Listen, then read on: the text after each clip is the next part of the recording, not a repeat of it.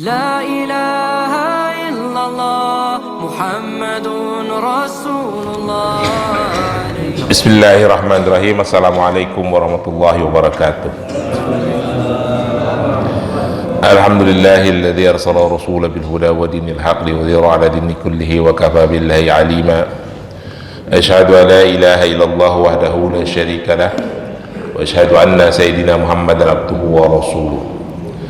Allahumma salli wa sallim wa barik ala sayyidina Muhammadin wa ala alihi wa ashabihi wa man tabi'ahu ila yaumiddin. Rabbi israh li sadri wa yassir li amri wa hlul 'uqdatan min lisani yafqahu qawli, amma ba'du. Para jamaah sekalian, puji dan syukur kita panjatkan kehadirat Allah Subhanahu wa taala atas semua limpahan nikmat dan rahmat yang diberikan kepada kita. Alhamdulillah, pada pagi ini kita diberikan kesehatan dan kelapangan waktu untuk melaksanakan sholat subuh berjamaah, melanjutkan itikaf kita mengikuti kajian ilmu yang insya Allah memperdalam wawasan kita dan memperbaiki amaliyah kita. Salawat dan salam kita berharap selalu tercurah kepada junjungan Nabi besar Muhammad sallallahu alaihi wasallam, untuk keluarganya, untuk para sahabat, untuk para tabi'in, tabi'ut tabi'in, untuk para ulama, dan untuk seluruh umatnya. Insyaallah kita semua yang ada di masjid ini adalah umat Rasulullah yang akan mendapatkan syafaat yaumul akhir nanti. Mari kita lanjutkan kajian hadis. Kita masih membaca kitab Sunan Ibnu Majah jilid kedua. Saya ingin membacakan hadis yang saya sampaikan kemarin dalam khutbah. Saya mau ulangi lagi. Babnya bab Fadail Fuqara, nomor hadisnya 4120. Fadail Fuqara itu artinya kemuliaan orang-orang fakir, kelebihan orang fakir, kira-kira begitu ya. Walaupun fakir tapi ada kelebihannya juga. Mari kita baca. Bismillahirrahmanirrahim. Hadatsana Muhammad ibnu Sabih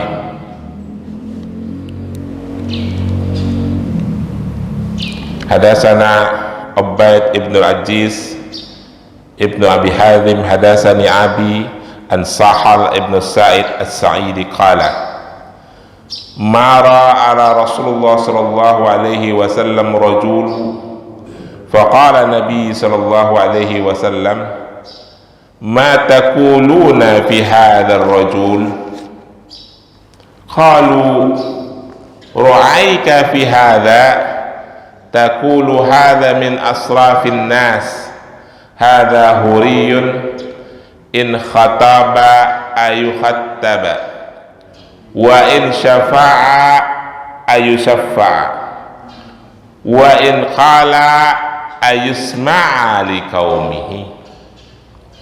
Fasakata Nabi sallallahu alaihi wasallam wa mara rajulu ukhra faqala Nabi sallallahu alaihi wasallam ma taquluna fi hadha qalu wallahi ya Rasulullah hadha min fuqara'il muslimin hadha huriyun in khataba lam yunkah wa in syafa'a la yushaffa wa in khala la yasma' li qaumihi.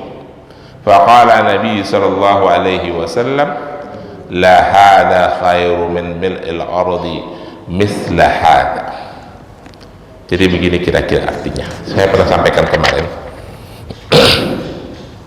Ketika Rasulullah sallallahu alaihi wasallam berkumpul bersama para sahabat, mara rajul, melintas seorang laki-laki. Lalu Rasulullah bertanya, menurut pendapat kalian itu laki-laki seperti apa? Apa yang bisa kalian katakan tentang laki-laki itu? Lalu para sahabat berkata, ya Rasulullah, hadza min asrafin nas, itu orang mulia, syarif, asrafin nas, dari kalangan bangsawan, orang kaya raya. In khataba ayyukhattaba, Itu orang model begitu. Kalau dia meminang gadis, pasti diterima pinangannya. Minang yang pertama kayak, yang kedua kayak, yang ketiga kayak, namanya orang berduit ya Pak, yang keempat kayak diterima pasti. Wa in syafa'a ayyu syafa', itu orang begitu. Kalau kita datang minta tolong minjem duit, kira-kira begitu ya, pasti ditolong. Dia duitnya banyak, bangsawan, orang kaya, kira-kira gitu ya. Wa in qala, dan apabila dia berkata, mengucapkan sesuatu, ayusma'a li qaumihi, pasti perkataannya didengar oleh kaumnya, oleh pengikutnya, oleh pendukungnya gitu ya. Pasakata Nabi sallallahu alaihi wasallam, lalu Nabi terdiam mendengar ucapan para sahabat. Wa mara rajulun ukhra, tidak lama lewat lagi laki-laki yang lain, bukan yang tadi. Faqala Nabi sallallahu alaihi wasallam, ma taquluna fi hadzal rajul, kalau laki-laki yang barusan nih, bagaimana pendapat kalian? Qalu, para sahabat berkata, taqulu wallahi ya Rasulullah, hadza min fuqara'il muslimin, itu barusan yang tadi Rasulullah lewat, orang paling miskin di kota Madinah. Fuqara'il muslimin, orang Islam yang paling miskin itu dia tuh yang lewat tadi barusan. Kata para sahabat, hadza khuriyun, dia sih orang merdeka. In khataba lam yunkah, itu orang laki-laki model begitu. Kalau dia ngelamar anak gadis kagak bakalan ada yang mau, orang susah, kira-kira gitu ya. Wa in syafa'a la yusfa, yang model begitu kalau kita minta tolong kagak bakalan ditolong, dia nolong dirinya aja susah, makan dia susah, kira-kira begitu para sahabat. Wa in qala la yusma' li qaumihi, kalaupun dia mengucapkan sesuatu, menyampaikan sesuatu, kagak bakalan didengar oleh kaumnya, oleh pengikutnya. Faqala Nabi sallallahu alaihi wasallam, lalu Nabi berkata, la hadza khairu min mil'il ardi mislu hadza, kalian tidak tahu ya, itu laki-laki barusan tuh yang kalian bilang miskin, dia lebih mulia dari bumi dan seluruh isinya dibandingkan dengan laki-laki kaya tadi, karena keimanan dan keamaliyahnya, kekokohan tauhidnya. Saudara-saudara sekalian, hadis ini memberikan gambaran kepada kita, memberikan pelajaran bahwa kita menilai seseorang bukan berdasarkan penampilannya, bukan berdasarkan ucapan manisnya, tapi berdasarkan perilakunya. Seperti hadis yang disampaikan oleh Rasulullah, innallaha la yanzuru ila suwarikum wa amwalikum walakin yanzuru ila qulubikum wa a'malikum. Sesungguhnya Allah itu tidak melihat kepada penampilan, kepada gaya dan kepada harta, tapi Allah melihat kepada hati dan perbuatan. Saya sampaikan ya saudara-saudara sekalian, di zaman yang penuh fitnah ini banyak hal yang mengelabui kita, sehingga kita harus berhati-hati ketika menyimak, menyampaikan, ketika mendengarkan pendapat-pendapat orang lain. Di kalangan dakwah juga begitu bapak-bapak. Orang Islam itu cenderung kalau dengerin ustadz, dengerin kiai, dengerin pendakwah, pengen yang tampilannya luar biasa. Saya pernah ada jadwal khutbah Idul Fitri di satu daerah di Jakarta Selatan. Saya kan potongannya selalu begini, pakai baju koko, kopiah, sama celana, jarang pakai kain sarung gitu ya, terus pakai sorban begini aja terus sampai masjidnya. Tahu nggak Pak dibilang apa? Pak Ustadz, mohon maaf, kami di sini biasanya kalau khatib harus pakai gamis. Jadi banyak yang membutuhkan tampilan sudah pakai gamis, pakai jubah, pakai sorban, pakai ubel-ubel. Dalam hati saya, waduh, saya bukan yang gak mau pakai gamis, saya udah keliling pasar Tanah Abang, gamis kagak ada yang muat, saya bilang gitu. Kalau ada yang muat saya pakai, saya kudu mesen dulu. Sekarang bulan puasa, mesen gamis susah, jadi saya kagak pakai gamis. Ada sih gamis banyak di rumah, saya pakai buat tidur. Oh begitu ya, iya. Besok-besok kalau saya kembali lagi saya pakai gamis, saya pesen dulu. Kalau di Tanah Abang mah nggak ada ukuran saya bilang. Jadi syaratnya harus pakai gamis, Pak Khotib. Saya ketawa kalau ingat itu. Ya, kalau orang Islam ini suka dengan tampilan-tampilan. Kalau mohon maaf ini, kalau ada yang berceramah itu sorbannya lebar, gamisnya lebar, wah udah manggut-manggut, ilmunya belum tentu ada. Yang diomongin belum tentu berkualitas. Ya, saudara-saudara, berapa kali di sini ya taubah ini yang pakai gamis, kalau lagi ceramah kagak ada isinya. Mending gua kita dengan Ustadz Nizam ngomong, ketahuan pendidikannya S2 dari Saudi, berarti ilmunya tinggi. Kok mana-mana pakai kain sarung ruangan kan dia gitu ya. Kita jangan terpengaruh dengan gitu-gituan. Yang penting kita lihat itu otaknya ada isinya apa kagak. Bapak pernah dengar Syekh Jamaluddin Al-Afghani, seorang tokoh pan-islamisme, muridnya Muhammad Abduh. Dia dimusuhin oleh Inggris. Suatu hari mau dideportasi, lalu dia melarikan diri ke Iran. Dia turun dari kapal laut. Syah Iran waktu itu abad ke-7, abad ke-18 memerintahkan anak buahnya untuk menjemput Syekh Jamaluddin Al-Afghani. Begitu turun dari kapal, ditanya sama pengawal Syah, "Tuan, saya mendapat perintah untuk menjemput Anda dari Syah Iran." "Oh iya, Bapak apa barang-barang yang bisa saya bawakan?" "Oh iya, saya bawa 1 koper pakaian dan 1 koper buku-buku." Ada. Masuk tuh pengawal yang Syah Iran mau ngambil bawaannya Syekh Jamaluddin Al-Afghani. Rupanya nggak ada. Kata pengawalnya, "Mana dia tuh 1 koper baju dan 1 koper buku-buku?" Kata Syekh Jamaluddin Al-Afghani, "Ini nih 1 koper buku-buku nih, cuman selembar maksudnya. 1 koper pakaian cuma ini nih selembar. Ini yang akan saya pakai dan saya cuci kembali. 1 koper buku-buku tersimpan di otak saya."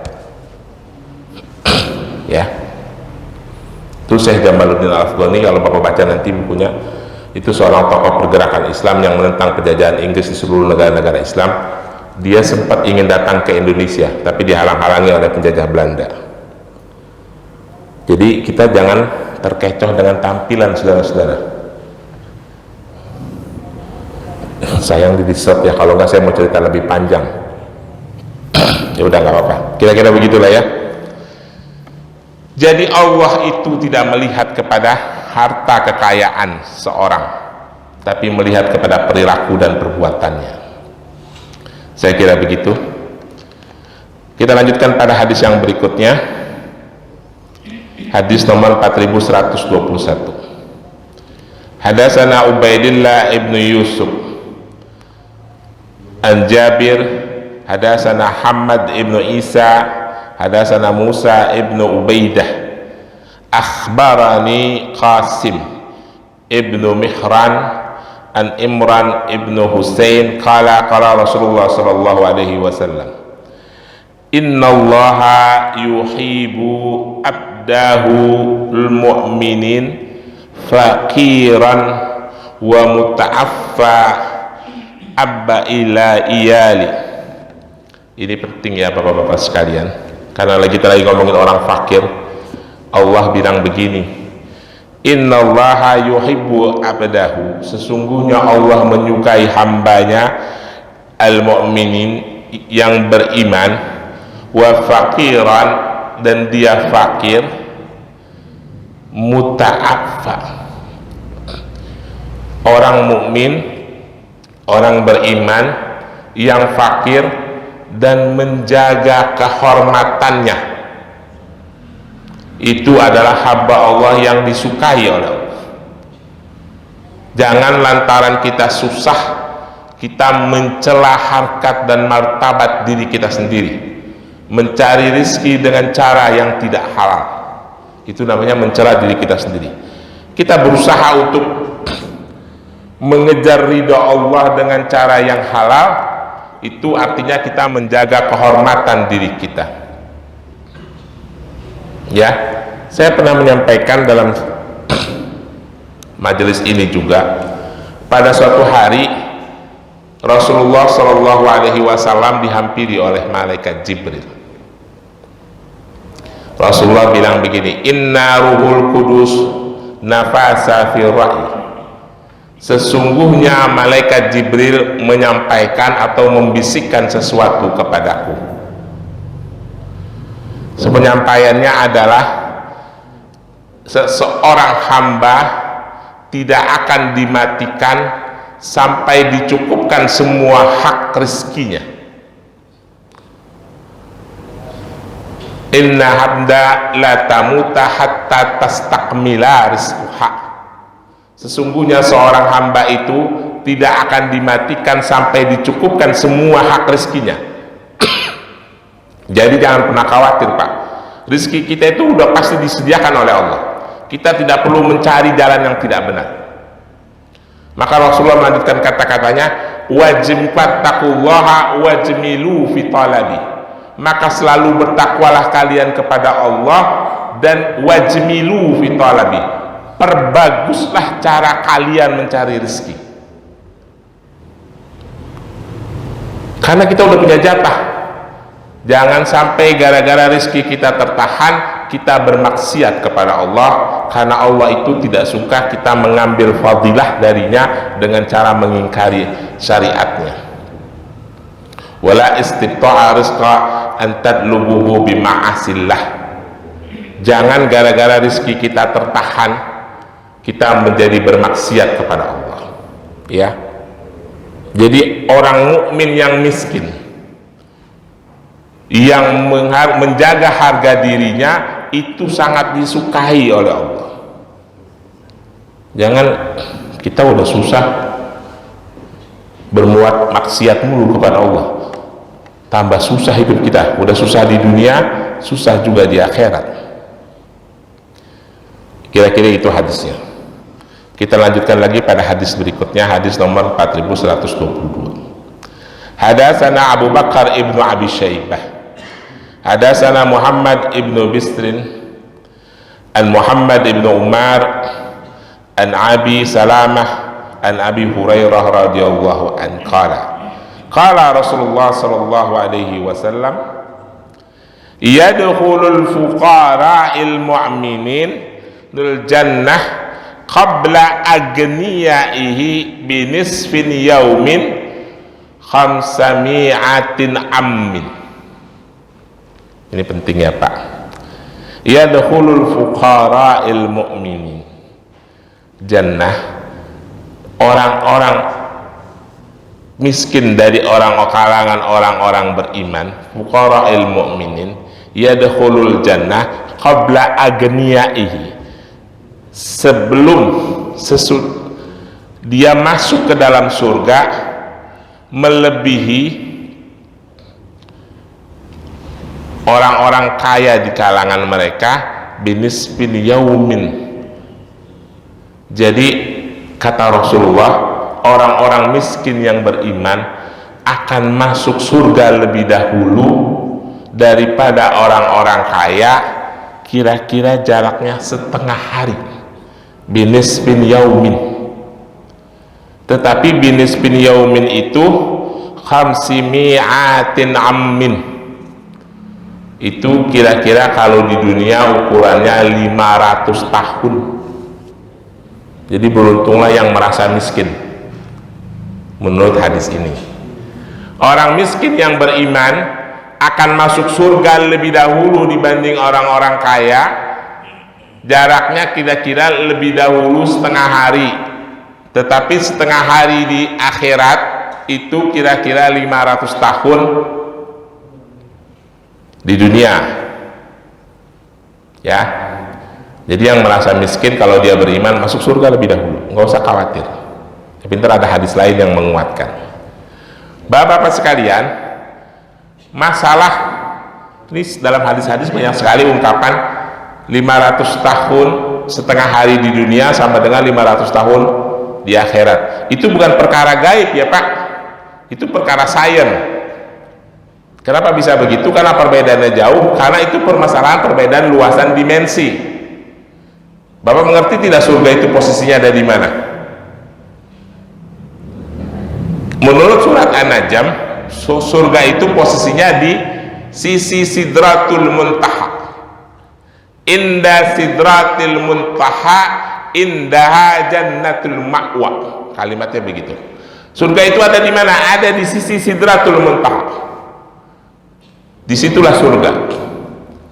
Kok bisa perbedaan waktunya luas? Ya, kalau kita mengukur dengan ukuran bumi itu berada di bawah langit pertama. Kita tidak tahu jarak antara bumi dengan langit pertama. Tetapi yang pernah diukur oleh para astronom Amerika, jarak dari bumi ke bintang terdekat yang berada di bawah langit pertama itu jaraknya 14.000 tahun cahaya. 1 tahun cahaya itu jaraknya sama dengan 9,5 triliun kilometer. Kali 14.000 itu pun belum sampai ke langit pertama, masih di bintang yang terdekat. Bintang yang terdekat itu adalah matahari. Di atasnya masih jauh jaraknya, itu baru langit pertama. Nanti di atas itu ada langit kedua yang jaraknya itu 2 kali antara bumi dengan langit pertama. Lalu ada langit ketiga yang jaraknya 2 kali antara bumi ke langit pertama dan ke langit kedua, seterusnya sampai langit ke-7. Ada di surah Ali Imran, Allah Subhanahu wa taala berfirman, "Wasari'u ila magfirati min rabbikum wa jannatin arduhas samawati wal ard." Kata Allah, bersegeralah kamu kepada pengampunan Tuhanmu dan kepada surga yang luasnya seluas langit dan bumi. Lalu orang-orang kafir bertanya kepada Rasulullah, "Ya Rasulullah, kalau surga itu luasnya seluas langit dan bumi, neraka ada di mana?" Pak, kira-kira gimana Pak jawabnya Pak? Kan itu jelas di Al-Quran ya. Arduhas samawati wal ard. Luasnya surga itu seluas langit dan bumi. Lalu orang kafir bertanya, lah kalau surga itu luasnya seluas langit dan bumi, surga neraka ada di mana? Rasulullah menjawabnya pakai bahasa kiasan. Rasulullah menjawab, kalau kalian sedang berada di siang hari lalu tiba-tiba lalu sampai kepada malam hari, siang ada di mana? Gitu. Itu masalah perputaran waktu. Tetapi sesungguhnya kalau pertanyaan itu kita hitung secara matematis, luasnya surga itu seluas langit dan bumi, berarti luasnya itu dari bumi sampai ke langit pertama. Sedangkan luas dari bumi sampai ke langit pertama itu kira-kira 1/72 dari luas Sidratul Muntaha. Dan mungkin kalau neraka juga luasnya sama seperti itu, berarti itu total luas surga dan neraka hanya 1/34 dari luas Sidratul Muntaha. Jadi masih banyak tempat. Kira-kira begitu hitungannya. Cuma mungkin tidak jelaskan secara matematis. Karena begini Pak, ini segini, langit pertama segini, makin luas. Jadi surga itu hanya 1/72 dari luasnya Sidratul Muntaha. Maka Allah mengatakan arduhas samawati wal ard, di mana surga itu luasnya seluas langit dan bumi, yaitu luasnya dari bumi sampai ke langit pertama. Kira-kira gambarannya begitu. Wallahu a'lam bishawab. Allah yang lebih tahu. Kita lanjutkan. Kita lanjutkan hadis berikutnya, masih sama. Hadatsana Abu Bakar ibnu Abi Syaibah, hadatsana Abu Bakar ibnu Abdurrahman, hadatsana Isa ibnul Mukhtar, an Muhammad ibnu Abi Lail, an Atil Muafiq, an Abi Sa'id al-Khudri, an Rasulullah sallallahu alaihi wasallam qala, innal fuqara'il muhajirina yadkhuluna al-jannah qabla agniyaihim bimaqdaril khamsimi'atil sannah. Jadi rupanya Yang dimaksud orang miskin di sini bukan kita, Pak. Jadi kita jangan GR dulu ya. Ini adalah orang-orang miskin dari kalangan orang-orang muhajirin.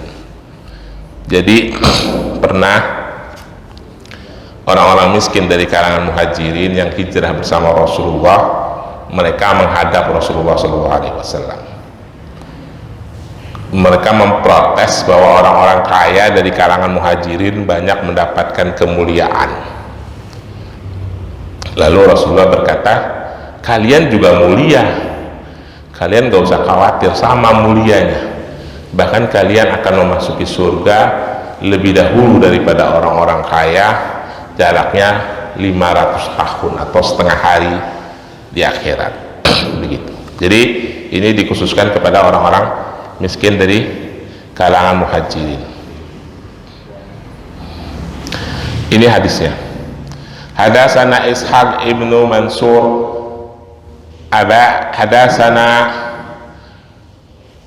hadatsana Utsman ibnu Bahar hadatsana Musa ibnu Ubaidah an Abdullah ibnu Dinar an Abdullah ibnu Umar qala istaka fuqara'il muhajirina ila Rasulullah sallallahu alaihi wasallam ma fadlallahu bihi alaihim agniyaihim faqala ya ma'syaril fuqara ala absharukum an fuqara'il mu'minin yadkhuluna jannah qabla agniyaihim binisfi yaumin 500 ammin. Nah ini dia hadisnya.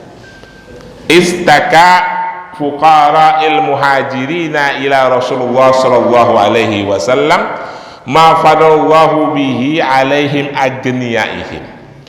Mengeluh, istaka itu artinya mengeluh orang-orang miskin, orang-orang fakir dari kalangan muhajirin kepada Rasulullah sallallahu alaihi wasallam ma fadallahu bihi alaihim agniyaihim, atas karunia-karunia Allah yang banyak diberikan kepada orang-orang kaya mereka, kira-kira begitu ya. Orang-orang fakir dari kalangan muhajirin mengeluh.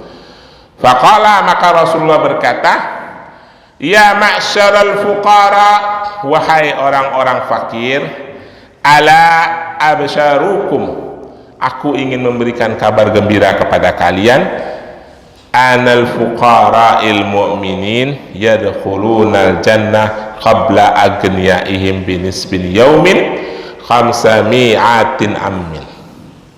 Jadi kata ketika orang-orang fakir dari kalangan muhajirin mengeluh kepada Rasulullah, mereka berkata, kok kayaknya karunia Allah banyak diberikan kepada orang-orang kaya.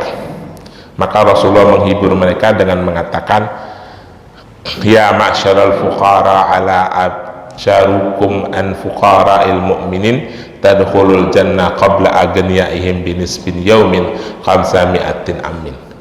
Aku berikan kabar gembira kepada kalian, kalian tidak perlu khawatir, walaupun orang-orang kaya itu banyak menerima karunia Allah di dunia, tapi kalian yang lebih dahulu masuk surga, jaraknya setengah hari itu sama dengan 500 tahun. Setengah hari di akhirat sama dengan 500 tahun di bumi, kira-kira begitu. Jadi keterangan hadis ini berkenaan dengan keluhan orang-orang fakir dari kalangan muhajirin karena merasa kok karunia Allah banyak diberikan kepada orang-orang kaya. Ya, sesungguhnya kebaikan itu kita jangan hanya berpikir tentang di dunia saja, tetapi juga kita berpikir tentang akhirat. Bapak-bapak sekalian, kembali kepada hadis yang pertama tadi. Ketika kita menilai seseorang, jangan menilai dari tampilannya, jangan kena tipu dengan tampilannya. Saya ulangi lagi nih, orang Islam Indonesia ini demen banget nih dengan tampilan-tampilan. Ya, lebih kurangnya mohon maaf. Kalau ada pertanyaan saya persilahkan. Yuk silakan. Pakai lagi. Tadi dihindari. Nggak ada. Assalamualaikum warahmatullahi wabarakatuh. Jadi saya sangat tertarik sekali ini masalah hadis pertama. Jadi perlu diketahui juga kita ada satu hadis, satu kisah. Yang pertama tentang Rasulullah berkata kepada Mu'az bin Jabal, "Hai Mu'az, Allah tidak memandang wajahmu dan hartamu, tapi memandang daripada hatimu." Terus yang kedua ada kisah tentang bagaimana Rasulullah saat itu berkuda dengan para sahabat, terus terhalang oleh ranting. Nah, Rasulullah nunduk dan sahabat nunduk.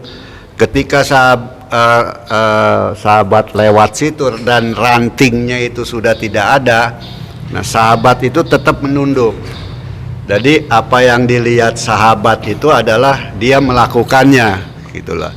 Nah, berkenaan dengan soal pakaian, ya ini artinya di setiap beberapa negara yang ada muslimnya, yang memang dia mau menjalankan secara sunnah, secara kafah, ya dia menggunakan baju gamis dengan penampilan seperti itu gitu loh. Kebanyakan yang saya lihat di beberapa negara gitu loh. Terutama di Pakistan dan India itu udah jadi tradisional kortalnya itu gitu loh. Nah, ini Indonesia ini ya memang kita tidak bisa mengunderestimate bahwa pakai baju gamis ini adalah kearab-arapan. Wah, ini kearab-arapan yang telah terjadi saat ini oleh kaum liberalisasi itu seperti itu. Dianggapnya kita pakai gamis ini adalah kearab-arapan.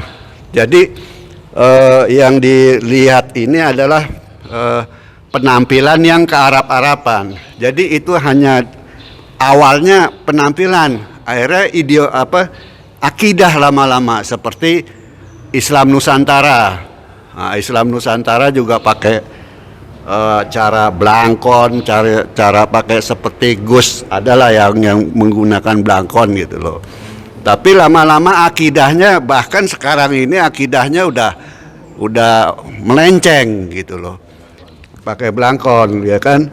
Terus kalau memang kita dibolehkan, kalau memang sopan kita pakai pakaian bola, kenapa kita nggak pakai pakaian seragam bola aja gitu loh.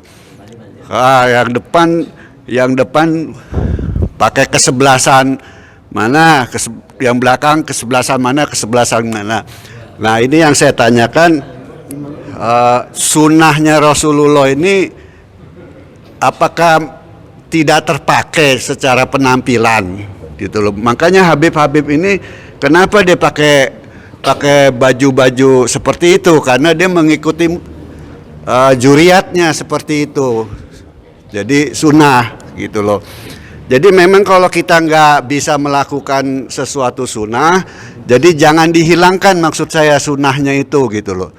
Jadi jangan kita coba-coba ingin menghilangkan apa yang disunahkan oleh baginda Rasulullah, seperti Imam si Amin nih pakai baju gamis untuk mengimamkan di Atoba, dan banyak imam-imam sekarang ini nih udah pakai pakaian-pakaian seperti itu. Bahkan ada disediain gamis di ruang imam. Kalau dia nggak pakai gamis, dia maka tinggal pakai begitu. Nah, ini yang saya takutkan Pak Ubay. Jadi pelencengan daripada akidah Islam. Nah, ini yang saya tanyakan, apakah kita harus tidak menggunakan sunnah? Sedangkan ini kan semua pakai udang-udang, kain bahu, semua itu sunnah. Dan setiap sunnah itu ada keutamaan, ada fadilahnya. Kalau kita sholat pakai udang-udang, nilainya ditambah dikali 70 misalkan, gitu loh. Nah, ini yang saya pertanyakan, apakah kita harus membuang sunnah-sunnah itu? Kalau memang kita buang, ya kita pakai seragam batik aja kita ke masjid sholat berjamaah gitu loh. Jadi memang ya itu seperti itu pertanyaan saya. Jadi apakah kita harus melepas daripada sunnah-sunnah secara penampilan baginda Rasulullah SAW? Mohon pendapatnya Pak Ubay, kalau memang ini ada pendapat yang lain, silakan. Assalamualaikum warahmatullahi wabarakatuh. Baik, saya mau menjelaskan begini. Ada sesuatu yang berbeda ketika kita melaksanakan ibadah. Yang tadi dijelaskan oleh Pak Wud itu adalah pada saat kita melaksanakan ibadah, terutama ibadah maqdoh, ibadah sholat wajib. Ibadah sholat wajib itu ada rukun dan syarat. Selain rukun dan syarat, ada juga kebaikan-kebaikan, fadilah-fadilah dan sunnah. Rukun dan salah satu syaratnya adalah menutup aurat. Clear ya? Syaratnya memakai pakaian yang menutup aurat. Auratnya laki-laki di mana? Pusat sampai dengkul. Berarti kalau kita sholat yang penting dari pusat ke dengkul ketutup, bisa nggak kita sholat? Bisa. Lalu apakah itu ada tidak sesuai dengan fadilah? Ya, kalau mau berfadilah pakai adab, lebih tutuplah semuanya. Kalau mau mengikuti sunnah, sholatlah pakai pakaian yang putih, tetapi dia telah memenuhi syarat. Itu penjelasannya lebih jelas. Lalu apakah kita mau mengikuti sunnah? Dalam kita beribadah dan hari-hari, kita sebaiknya mengikuti sunnah. Konteks hadis ini adalah kita jangan menganggap enteng orang yang penampilannya sederhana. Itu maksudnya, ya. Sekarang nih contoh simpel. Kawan-kawan terutama dari kelompoknya Pak Wud sering datang ke Indonesia, yang dari Asia Tengah, dari Afghanistan, dari Pakistan, dari India. Mereka pakai apa? Pakai kurta kan, bukan pakai gamis. Kurta itu bukan pakaian Arab loh, itu kurta pakaian Pakistan, India. Tapi saya nyaman pakai kurta, saya senang karena kurta itu pendek segini, bukan gamis. Gamis itu pakaian Arab. Nah, memang ada adat istiadat Timur Tengah yang ada berlaku di masa Rasulullah, lalu Rasulullah melakukan, itu menjadi sunnah, ya. Seperti Rasulullah memakai gamis, kita memakai gamis. Rasulullah menggunakan sorban berwarna hijau, kita menggunakan sorban berwarna hijau. Itu menjadi sunnah. Dalam saat kita beribadah, kita pakai itu bagus, nggak apa-apa. Cuma kita jangan memandang kalau ada orang yang ceramah pakai baju koko sama yang pakai gamis berwarna keren, kita ngelihatnya yang pakai gamis aja, yang pakai baju koko kita nggak denger. Itu yang jangan. Saya kira gitu. Konteks hadis ini seperti ini. Tapi dalam konteks pelaksanaan sunnah, kalau kita mampu laksanakan, jangan sampai tidak, gitu. Jelas ya? Saya kira gitu. Terima kasih. Ada lagi? Saya kira cukup ya. Billahi taufiq wal hidayah. Wassalamualaikum warahmatullahi wabarakatuh.